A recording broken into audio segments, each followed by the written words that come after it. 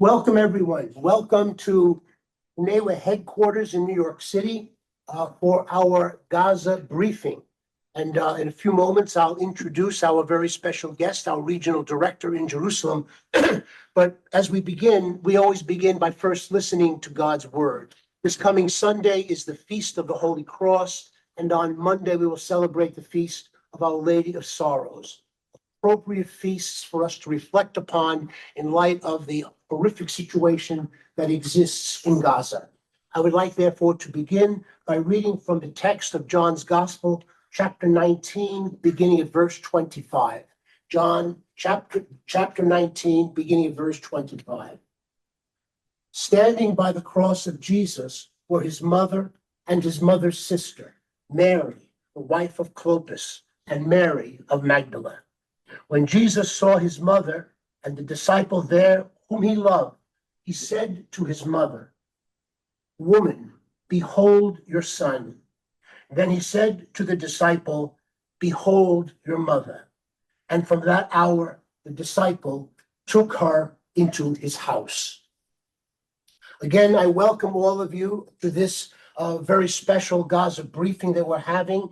And that text is appropriate in light of the lived experience of so many right now in Gaza, and for that matter, also in the West Bank, throughout the West Bank. Also, I would add that together with Michael Lasavita, our Director of Communications and Marketing, it was just last week on Sunday that we returned from our visit to Jerusalem and to discuss and to be with our team in the Jerusalem office and others to go through many of the places and have meetings about what we can be doing to help to alleviate and bring humanitarian assistance to the people of Gaza and the West Bank. We were joined last week by Archbishop William Laurie, who is the Archbishop of Baltimore, the Vice President of the United States Conference of Catholic Bishops, and the Supreme Chaplain of the Knights of Columbus. We were also joined by the Supreme Knight, Patrick Kelly, and the Supreme Secretary, John Morella. It was an important week for us to show our support, our solidarity for what is unfolding at this hour in Gaza and in other places throughout the West Bank. It was also appropriate for me when I chose this text for this morning, because it was just last week that with Archbishop Laurie, we offered Mass at the empty tomb, at Calvary, and of course also at the Basilica of the Nativity, keeping in our prayers all of the intentions of so many of you, so generous as people who give support to CNEWA and Pontifical Mission. It is a time of great difficulty, great stress, and great suffering. We had several meetings. We were happy to meet with the Grand Hospitaller of the Order of Malta, and in a particular way with His Beatitude Cardinal Pizzaballa, who is the Latin Patriarch in Jerusalem.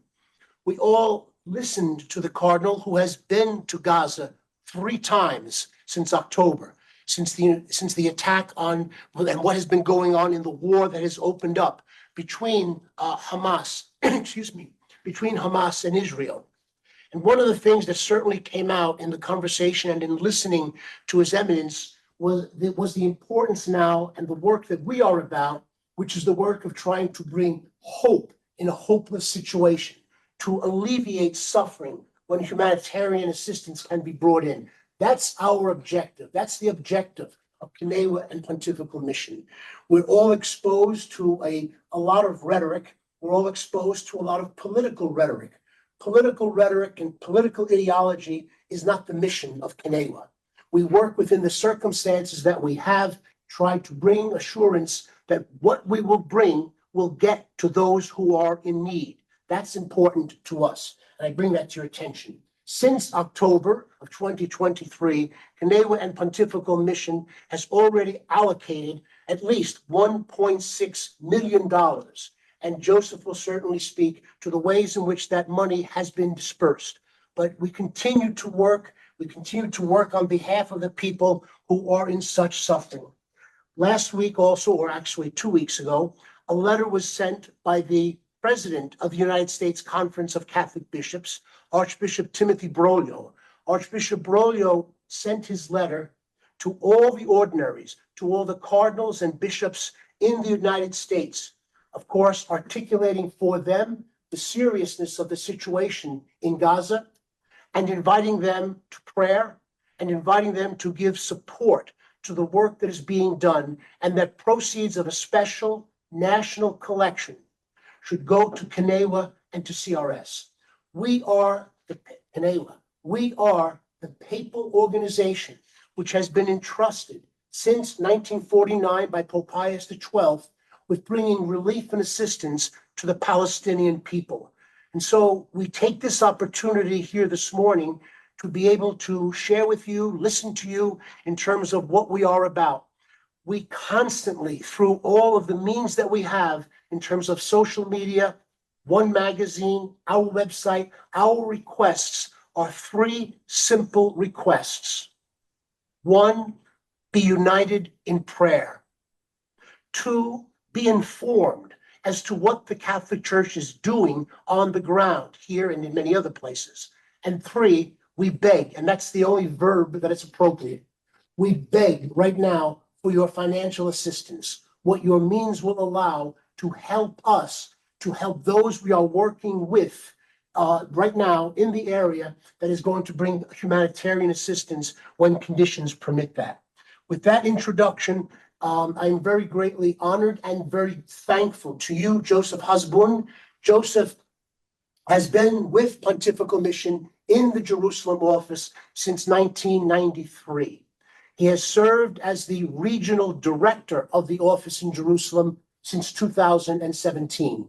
And I think that our development team, and Brian, I thank you for the background that you have given to Joseph. Certainly you all are welcome to read there about the very good background that Joseph brings in terms of the position that he is now in. So Joseph, we can turn to you, and we're all here to listen. Joseph, thank you. Thank you. I thank you, and I thank your entire team in the Jerusalem office for the hard work that you're doing at this time in collaboration with others. And CNEWA and Pontifical Mission, you should know, is on the ground working with at least a half dozen other agencies. Joseph. Thank you very much, Monsignor. Thank you for setting up this opportunity to shed more light on the reality, the tragic reality in Gaza. And thank you all for being there to learn more and hopefully to do more in response to the continuous appeals of late Pope Francis and now Pope Leo, who even last evening just called the parish priest in Gaza to check on the parish, to check on the people taking refuge at the Latin parish and get an update on the situation in Gaza, especially following the special operation that the Israelis have launched in Gaza City proper and the evacuation orders given. Unfortunately, whatever I say, the situation in Gaza is much worse. Heavy bombardment and intense ground operations have continued across all the Gaza Strip, and particularly now in Gaza City and Jabalia, which is a couple of kilometers north of Gaza City, leading to new waves of mass displacement and civilian casualties.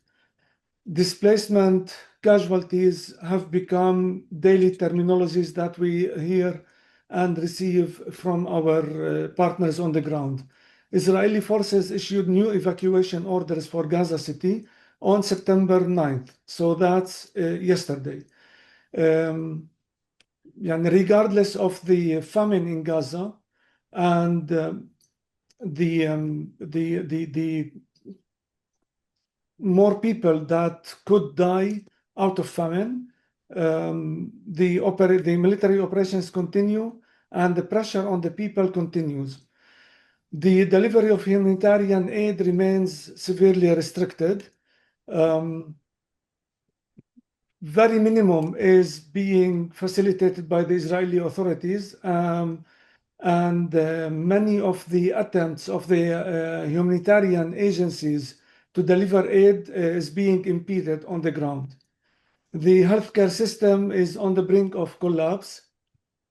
There were 36 operating hospitals in all of the Gaza Strip, 15 of which were destroyed or out of out of action. They cannot provide any services. The remaining 15, some of them provide partial services.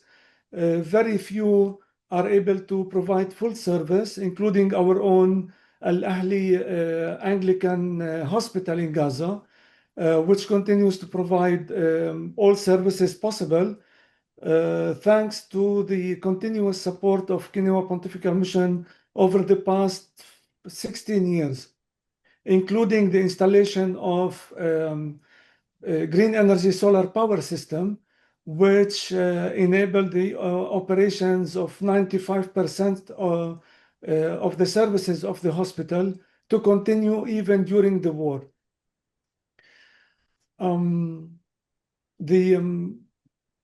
The hospitals are overcrowded, you can imagine, facing severe shortages of medical supplies, while widespread malnutrition continues, affecting nearly 1/3 of young children in Gaza City, which compounds a health crisis. Needless to say that we've been implementing malnutrition programs for children long before this war. We started even from 2009 because of the health situation, because of the ongoing siege on Gaza since 2007. So there is a chronic problem. There was a chronic problem in Gaza before the war, which started almost 2 years ago. To date, over 65,000 people have been killed. The actual number is, I'm afraid, much higher, as many are trapped under demolished buildings and no one is able to reach them. Over 150,000 are injured or even amputated, including children, mothers, elderly. Since the establishment of the militarized distribution system in Gaza on the 27th of May, so roughly around 4 months ago, at least 2,150 people seeking aid, mostly young men and boys, were killed in Gaza. 1,100 near the militarized distribution sites, and around 1,000 along the convoy supply routes.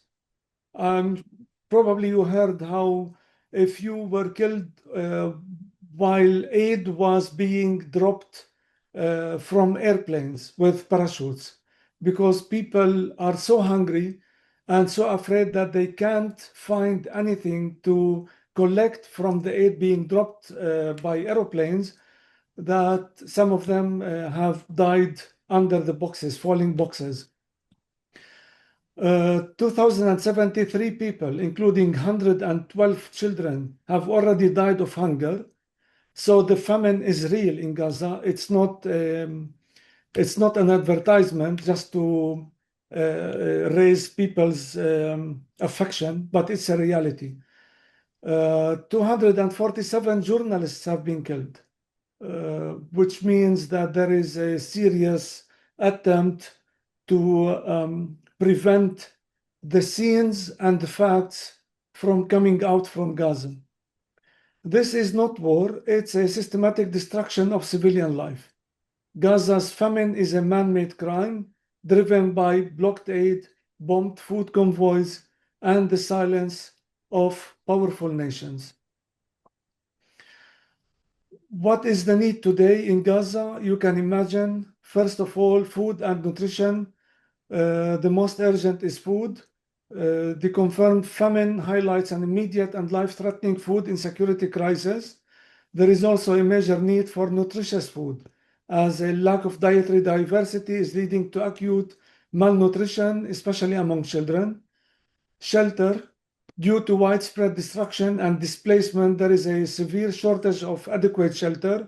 Displaced families are living in overcrowded shelters, makeshift tents, or even out in the open, like our own friend Muna Makat, who contributed an article on the Christian archaeology sites in Gaza to our first book on the history of the Christian community in Palestine. She, after 2 years of resisting and remaining in their newly built home that took them only 30 years to build, they finally got so afraid by the recent evacuation orders in Gaza that they decided to leave. They moved to Khan Yunis, to what should be a safe place, and they cannot find a tent to stay in. So they remain in the open, unable to procure food or water or hygiene. So the need for shelter materials is urgent ahead of the upcoming winter. Water, sanitation, hygiene, clean water and sanitation are scarce, leading to the spread of infectious diseases like diarrhea, but most importantly, skin diseases that are spreading widely in Gaza. Hospitals and clinics require urgent supplies to treat the injured and to address the spread of diseases. A lack of basic medical equipment and medicine is compounding the health crisis. An estimated 90% of Gaza's population has been displaced. Hundreds of thousands have been displaced more than once, some even 10 times. It's like playing chess with the people. You should be displaced, or you should move to this area, then no, this area is targeted, go to that area, from that area to another area. So people have been shifting all over Gaza Strip. More than 856,000 displacement movements have been recorded, with many people being displaced multiple times. And some families have reported being uprooted as many as 17 times. The new waves of displacement from northern Gaza are forcing people into areas that are already severely overcrowded, with some reports of 4 families crammed into a single shelter. And the prices are not cheap. The price of renting a room and a bathroom, if they can find one, is around $1,000. The latest updates highlight the immense human toll, with tens of thousands of Palestinians killed and many more injured. People are losing their homes and livelihoods and their ability to earn income. Little goods are available in the market. 2 months ago, a kilo of flour costed around $25. Today, it costs around $3, which is 3 times more even able to afford this. So this is why aid is very important and crucial. Over 700,000 students were supposed to start the new scholastic year this week, including about 56,000 6-year-old and 600,000 who have already lost 2 consecutive academic years. Of the total, some 71,000 students in Gaza cannot transition to higher education because they have been unable to nations the matriculation in the past couple of years. There is an urgent need for psychosocial support for displaced families, particularly women and children who have endured immense trauma and loss. So in this situation, our mission has been to try to save as many lives as possible by providing immediate support. We have, as Monsignor said, dollars with generous funds from donors from Europe and North America, thanks to our HQ in New York and our office in Canada, and many partners in Europe that remain faithful to our programs and our support. 21 tons of fresh vegetables and 12 tons of wheat flour to 6,500 families. Our partners were able to deliver prepared meals for 2,500 people, including those sheltering at the 2 churches of St. Porphyrius and the Holy Family Church, as well as essential food packages for 10,000 people in Gaza City. This is, of course, not enough, but at least this is what we were able to do. In addition to supporting 5,000, around 6,000 people, is medicine through the local partner Al Ahli Arab Hospital and the mother and child clinics of the Near East Council of Churches, where 4,200 pregnant women received critical antenatal care in displacement camps in the south.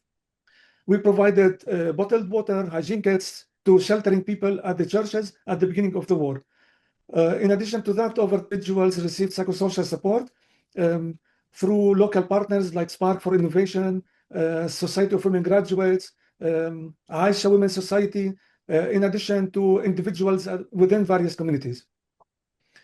The greatest need is food assistance, medical care, and psychosocial support. Needs that we require at this time. In addition, of course, as Monsignor mentioned at the beginning, it's very important to continue to pray for peace. May God enlighten the people in power working for peace instead of war, exerting pressure on impeding and stopping military aid and weapons to Israel, and hopefully this diplomatic effort can lead to a treaty and agreement will be released, and the war would end so that people can at least breathe a few moments of relief, because people are really exhausted. They want this to end. It's a tragedy that they had nothing to do with. 2 million people are suffering and going through all the tragic conditions that I described, not because the general political conditions. They are victims of what is ongoing, and they're paying a heavy price. So I hope that we really intensify our prayer and do whatever we can in order to support as many as we can. We definitely can do more if we receive more funds. We usually, what we do is we work with our partners that I mentioned. We find whatever we can as far as that we used to work with before the war. We are very conscious of the need and the requirement to work with trustworthy suppliers, and we do that in cooperation with our partners. And whatever supplies they have, we purchase and we distribute to the communities that we can reach. Have been reached, some of whom on multiple occasions with multiple interventions.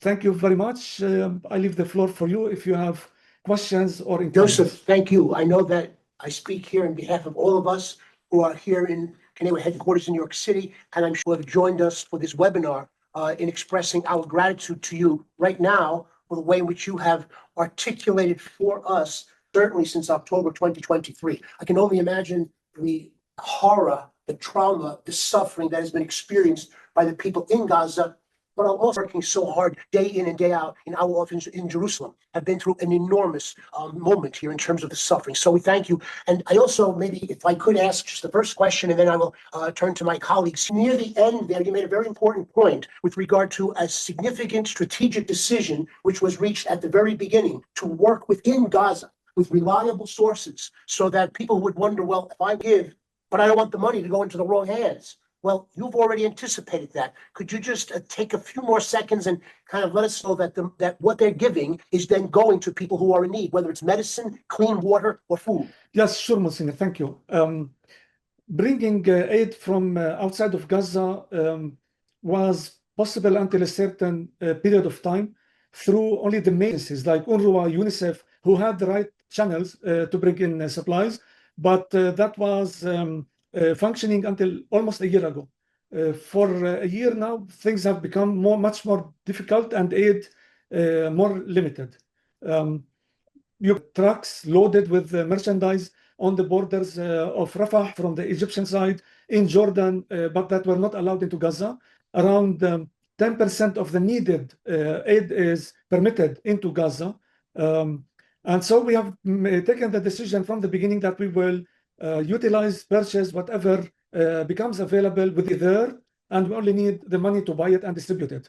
I remember once our partners called us and they said, we find a child with a carriage that had vegetables, fresh vegetables. That was almost one and a half years ago. I had to buy it, and we found the money to pay for it. Most recently, in June, we were told that there was a good load of fresh vegetables. We bought that and we distributed it to 440. Because of the severe crisis in flour, having most of the bakeries destroyed in Gaza, we purchased over 5 tons of flour for 557 families.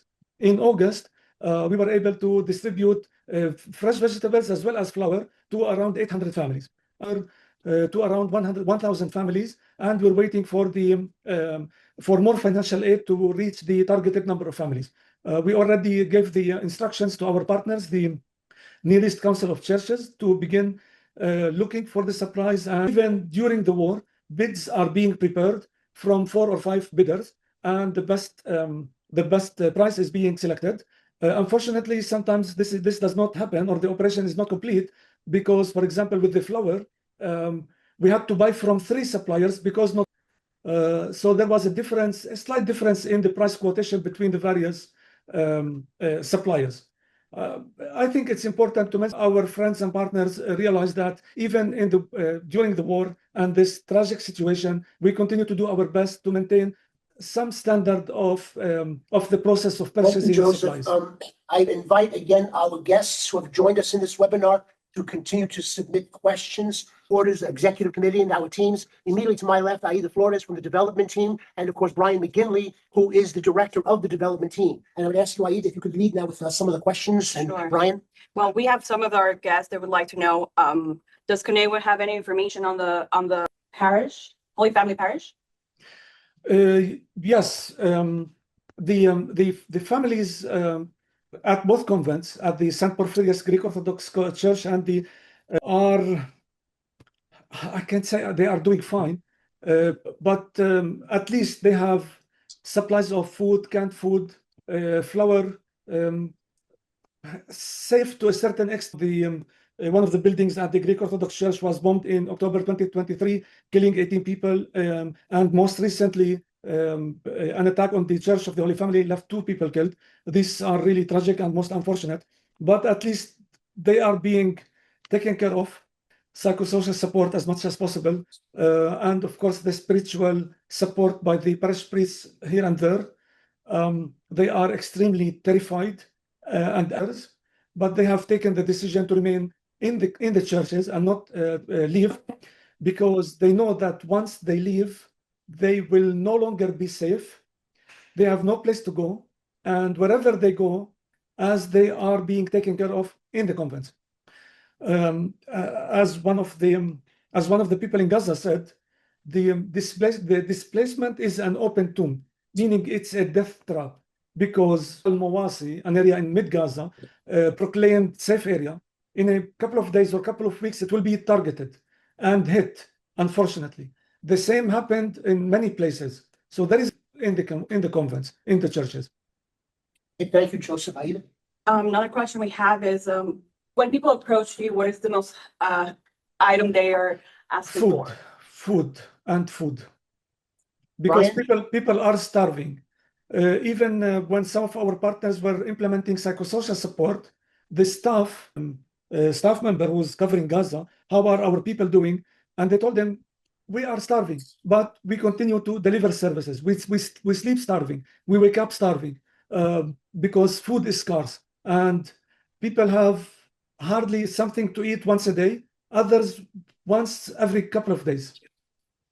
Yes, Joseph, it's Brian McGinley here in New York. And just a question regarding the critical services of psychological support, how you accomplish such an important service in such a difficult setting. You could walk us through that a bit. Sure. Our partners, they have their centers that are spread in various areas. In Gaza City, a couple. One used to be intense operations a couple of months ago, and in the middle of Gaza. So either they receive them in their centers, and they use one of the biggest, largest tents, and they offer services there. So they do sessions for children. They try to play with them. They bring clowns. They use tools, and people in Gaza are equipped with the professional know-how. Since 2009, they have been implementing, and we have been supporting psychosocial activities, because Gaza has been under at least 5 wars since 2009, affecting thousands of people. And so, yeah, activities for children, and sometimes joint activities for families, but very limited. It is very unfortunate that 2 days ago, the Israeli aircrafts attacked Al-Wafa Center, the newly built Aisha headquarters in the south.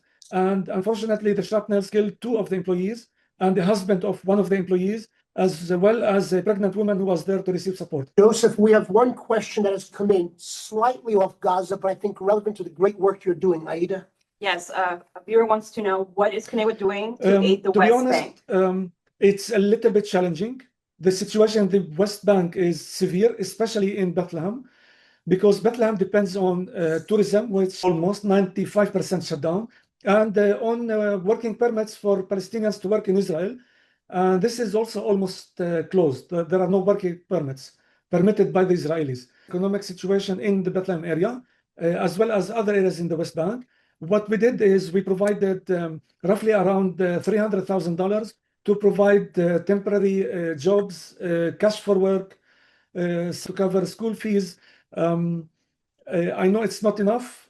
We've been trying to fundraise more, but unfortunately, all attention is being geared towards Gaza, which is, of course, but if we can have more funds, definitely we will be able to implement more job creation, more cash for work, so that breadwinners can earn their living with dignity and put food on the table for their families, especially during these very difficult times of tight closure. More iron gates are being implemented on each and every exit. Most recently, 3 more gates were added on roads that were not blocked earlier in Bethlehem, as well as other villages. In Taibe, which has been under attack by the settlers in recent months, we're working closely with the parish priest to do a fundraising campaign to help strengthen the resilient income generating initiatives and other initiatives. I'm sure we'll be able to join to share the proposal with our HQ once it's ready. Joseph, I'm going to try to just paraphrase one of the questions that just arrived. And this guest really asks what we as per government initiatives, local governments in the region, not just limiting it to any 2 governments or 1 government, but would be aware of, that others would really learn from in terms of what you are hearing. Initiatives to try to address the issue, initiatives to try to bring about what everyone is looking for humanitarian assistance to get into Gaza. Yes, definitely. Qatar, Egypt are working intensely to reach an agreement. Jordan is trying as well, but unfortunately, there is no minimum of what Hamas could accept and what Israel is asking for. And I'm sure you all heard that the Israeli government targeted a building in Qatar, in Doha. Last session of Hamas representatives were meeting to discuss the recent initiative by the US government. So unfortunately, the Israeli government is not helping in reaching a solution by similar acts. I don't want to go into very complicated. All right, thank you, Joseph. Aida. Yes, we also have another question. Can you share what are your hopes for peace, and what can people do here for peace? We never lose hope. The moment we lose hope, we will pack our bags and leave. This is an area of the world that has been suffering for so long. We've been under occupation, many challenges for all people. East Jerusalem has a reality that is very challenging. The West Bank with all the roadblocks. But we always keep hope alive. We know that we are not alone, and we know that God will not forsake his people. I saw yesterday the Bible about the number 40, that the people in the desert stayed for 40 days, for 40 years, but in the 41st year, they entered the promised land. Jesus, on the 41st day, he overcame the devil or Satan. And so basically we have to keep our faith alive, that God will come to our aid. And we have to live through the 40 months, I hope not 40 years, but the 41 will come when peace will prevail. Thank you, Joseph. We have another question. Does CNEWA have security at the distribution sites to make sure that the process is done safely? UNRWA was the UN agency for aid agency, has been working. Unfortunately, the Israelis decided that it was no longer permitted to work in Gaza. They demolished most of their warehouses and distribution centers. Distribution centers that were by the hundreds all over the Gaza Strip were replaced by very few distribution centers, militarized distribution centers. And these centers have become death traps. They call them death corridors in Gaza, because so far over 2,500 people were killed at these distribution centers. So no, they are not being protected. And it's very unfortunate that the life of the hostages in Gaza or the Palestinian people don't seem to carry a big value according to the current administration. Another question in terms as we're talking about distribution, they want to know, is it difficult to distribute supplies with so many people, and around how many people are? There are several agents working in Gaza, several parties, agencies providing hundreds of tons of food, but unfortunately, it's not enough. We ourselves, we have reached 10,000 people. It's like a drop in the sea. But for those people who receive this aid, it's saving their lives. And so we and other agencies in the field are doing the same. We're reaching as many people as we can. With that, we can do more because it is really needed. People are calling on us. Please, when is your next intervention? When can we expect to receive more aid? Because we need it. Whatever we do, how many thousands of people we receive, it won't be enough until peace is restored and the required number of aid trucks is permitted. At least 80 trucks are required on a daily basis today. Joseph, thank you. Joseph, we in addition to the questions that we've had, we have also received many messages. Thank the entire team for the heroic work that you're doing and what you're doing to try to bring people water, clean water, to feed them. We know the Pope has repeated this line, and we certainly have highlighted that and are addressing that issue. And you're there on the ground giving support to the people in what they need. And it's important for you to know that for the questions that have come in, we are getting as many, if not more, people who are just coming in but doing as we are. Thank you, Monsignor, and thank you to everybody who is with us for your concern, for your interest, and for your support, and for your prayers, and for whatever detectives.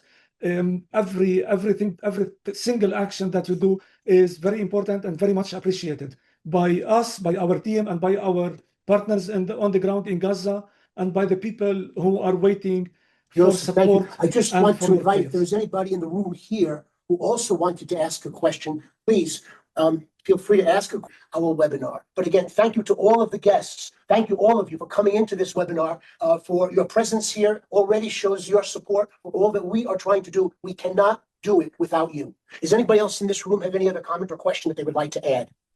I do have a question. The Israeli government issued an evacuation order of Gaza City, and we know it's more than 1 million people there. My question is, evacuation will happen. Where are these people going? And are you planning to have some sort of response to assist, if you can, to some of those people? Thank you, Tresul. Around 10% to 15% have already left, which is a very minimum number. The majority, they don't want to leave because they have links to those people who leave. I think 50% of this million people have already left to the south, and they came back a few months ago when they were permitted already, and they know what it means and how much it costs, and they have decided not to leave. So what will happen, nobody knows. I believe that if they don't leave, this will affect the planned military operations in the area. Hopefully positive. Depends on the means that we have. We try to reach as many as we can, as long as we have partners on the ground in the areas where the displaced people are present, to be present where the displaced people are. We're working with around 5 partners on the ground in various areas, and through these areas we reach out to as many people as we can. Is anyone else here would like to make a comment? If not, I will yield to Brian as Director of Development to Brian. Floor is yours. Final word. Thank you, Monsignor. Thank you, Joseph, for analysis and view from the ground. Reality, I think, is jarring. And I want to thank all of our attendees for joining us today. And as we've heard, great teachers support. So you can visit us at CNEWA.org or call our 800 number at 1-800-442-6. Happy to have direct conversations about additional questions, ways to support, how to support, and know that we will also issue ongoing updates. Thank you again for attending, and please stay in contact with us. Thank you, Joseph. Regards to the whole team. Thank you, everybody.